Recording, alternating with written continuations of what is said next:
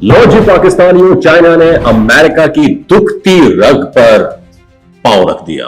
दोस्तों, पिछले कुछ महीनों से रेयर अर्थ या नायाब धातों का जिक्र आलमी खबरों में बहुत तेजी से बढ़ गया है। खासतौर पर जब से अमेरिका के सदर डोनाल्ड ट्रंप ने अपनी तकारीर में बार बार इस बात पर जोर देना शुरू किया कि रेयर अर्थ एलिमेंट्स अमेरिका की मुस्तकबिल की मईशत के लिए ऑक्सीजन की हैसियत रखते हैं। ये जुमला महज सियासी बयान नहीं बल्कि एक सख्त हकीकत की अक्कासी है, क्योंकि जिस चीज पर दुनिया की जदीद टेक्नोलॉजी खड़ी है वही चीज इस वक्त चाइना के हाथ में है। रेयर अर्थ वो 17 नायाब धातें हैं जो हर उस चीज में इस्तेमाल होती है जिसे हम हाई टेक कहते हैं, चाहे वो मोबाइल फोन की माइक्रो चिप्स हो, इलेक्ट्रिक गाड़ियां हो, विंड टर्बाइन्स हो, जदीद दिफाई हथियार हो।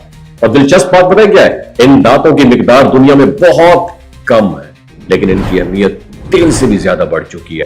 अब जरा गौर कीजिए, दुनिया में इन धातों के सबसे बड़े जखायर पता है किसके पास है? चाइना के पास। चाइना के पास तकरीबन 44 मिलियन मैट्रिक टन रिजर्व्स है, जो दुनिया के कुल जखायर का तकरीबन 40% बनते हैं। और इसके मुकाबले में अमेरिका, ऑस्ट्रेलिया, रूस और भारत जैसे ममालिक कहीं पीछे हैं। सिर्फ यही नहीं, चाइना ना सिर्फ इन धातों की माइनिंग में सबसे आगे बल्कि इनकी प्रोसेसिंग, रिफाइनिंग और मैग्नेट्स बनाने के तमाम मराइल में भी दुनिया पर सबकत लिए हुए हैं। चंद हफ्ते पहले चाइना की वज़ीरत खारजा जो है, वज़ारत खारजा ने एक नोटिफिकेशन जारी किया जिसके मुताबिक कोई भी कंपनी अगर चाइना के रेयर अर्थ से बनी प्रोडक्ट एक्सपोर्ट करना चाहे तो उसमें सिर्फ 0.1% ही चाइनी मवाद क्यों ना हो, तो उसे हुकूमत से खसूसी परमिशन लेना होगी।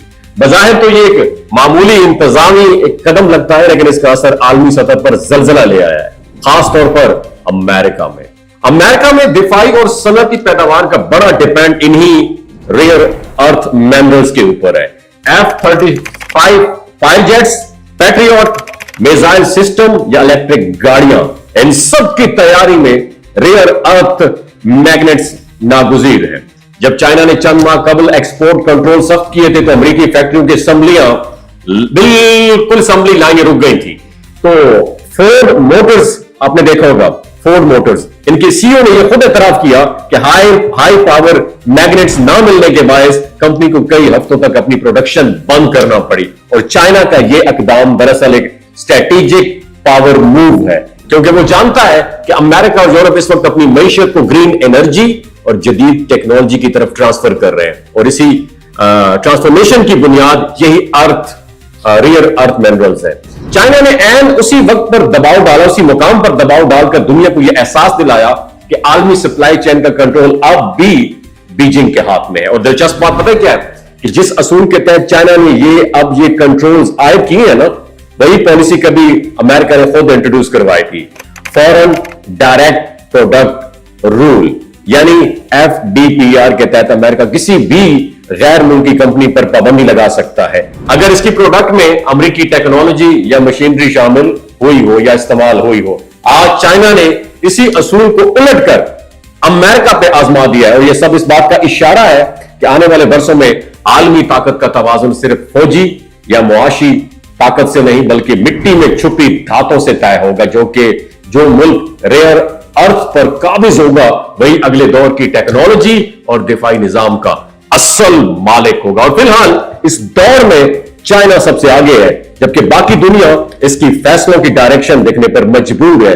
मेरा आपसे सवाल है, पाकिस्तान इस वक्त कौन से रेयर अर्थ मिनरल्स अपने पास रखता है?